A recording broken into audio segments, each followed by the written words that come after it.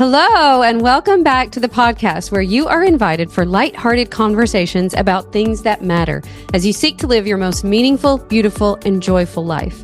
I'm your host, Dr. Edie Wadsworth, and I hope you enjoy your stay here at the House of Joy. Well, good morning, everybody. Welcome back to the podcast. So happy you're here. This is episode 197. We are talking about your favorite version of you today. So I love this topic. I talk about this a lot in my coaching program. We talked about this in April. This was like our main topic for April. In April, every year in Life Mentoring School, we cover identity and how we can constantly be reshaping and reinventing our identity, reinventing ourselves. I talk a lot to my clients about agreeing with God about who you are and what He created you for, and what a miracle it is that you're here, and how amazing it is to be in this world and be alive, and be called to be in the places that we're called to be in our lives. And I think so often it's just easy for all of us, me included, to get a little I don't know, we just get a little accustomed to our lives. We sort of start taking everything for granted. We become super critical of ourselves and of other people, and then we fall into these patterns of doing that. And then pretty soon we kind of don't like anything. We don't like ourselves, we don't like our life, we don't like anybody else. And I know that for myself, when I start sliding into a pattern like that, I have trained myself to sort of go, okay, Miss Edie, let's wake up. Let's remember what a miracle it is to be here. Let's remember, the huge gift of just waking up today and being alive. But I think it is so easy to slide into being a version of ourselves that we don't like. Isn't that so true? A version of ourselves we don't love, we don't like how we're showing up. It's funny because I recently took a trip, and it was a short trip, and a lot of like little things went wrong and a few big things went wrong. And it was so easy to kind of get into a negative mindset, and I just kept having to have a check on myself, like, okay, yeah, this seems hard right now in this moment, but a few years from now, this won't matter. So, one of the questions that I constantly am asking myself is, what am I putting in between me and experiencing my favorite version of myself? And let me just tell you, and you can think about this for yourself. My favorite version of myself is joyful, is confident, is energetic, is inspired, is vibrant and motivated, is loving and nourishing. That's how I want to show up. And when I show up to the world like that, I have this sense that just all is right in the world. I love showing up that way. And when I don't show up that way, I don't love it. And so I'm constantly asking myself, what am I putting between me and my favorite version of myself? Am I asking that all my circumstances be perfect? Do I want my kids to act a certain way in order for me to do that? Do I need the flight that I have booked to take off on time in order for me to do that? That's what happened to me recently. Do I need my job to be going a certain way? Or, I mean, this whole podcast, you guys, is called House of Joy. And to me, joy is just that deep down sense that all is well, that deep down trust that no matter what is happening, all is well. And my favorite version of myself lives by that and lives in that house of joy.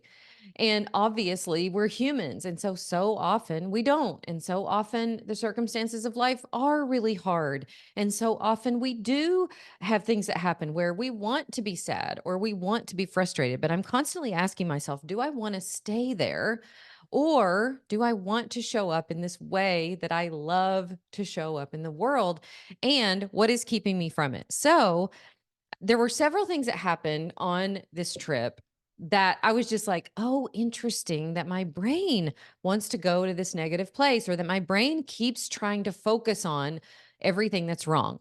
But thankfully, you guys, I had brought with me a book that I read years ago that I love called Big Magic. And we were flying home from this trip, and I had this book with me, and I hadn't read it yet. I should have read it earlier, because I thought to myself, you know what? I'm flying home on this trip on Mother's Day, and I want to give myself an amazing gift. And so I decided I'm just going to take all day, all of these flights. It took us quite a while to get home. And I am going to read this book. And I am telling you, if you have not read that book and you live any kind of creative life or seek to live any kind of creative life, I highly recommend it. I think it's good.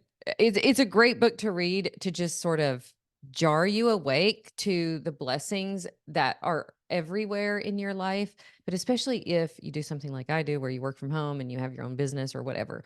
Um, but it really was such a gift to give myself, and it helped me get right back into that headspace and that heart space that I like to live in, which is everything is a gift.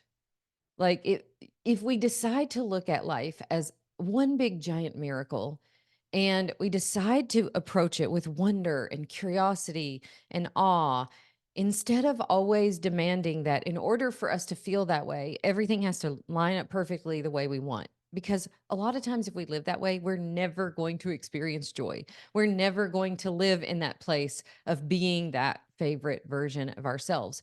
And that being that version of ourselves is available to us at any time we decide. But we've decided, oh, well, things have to be lined up just perfect. My bank account has to say this. My spouse has to show up this way. My body has to look like this. We've put like all of these stipulations in between it. And so the amount of our lives, like the percentage of our lives that we spend in this place called joy, called deep down satisfaction, called faith, the amount of our lives that we spend in that is usually so small. I was teaching a class the other day, and I asked the people in the class, like, what percentage of your life do you spend in that place? And most of the answers were like less than 10%, less than 20%. So I want you to ask yourself, what percentage of your life do you spend being your favorite version of yourself? Do you spend being loving and nourishing and joyful and confident and grateful and all the things that you likely want to be and become in your life? What percentage of your life do you spend there? And for most of us, it's just so much less than we want. And I teach a concept in my program called the creation cycle, where you basically, it's a version of cognitive behavioral therapy, where you basically, and by the way, from the scriptures, if you want to transform your life, renew your mind, where you get to decide what you focus on and you get to sort of direct what you create for yourself internally. So what do you want to create for yourself today? Do you want to be frustrated and miserable and judgmental and critical?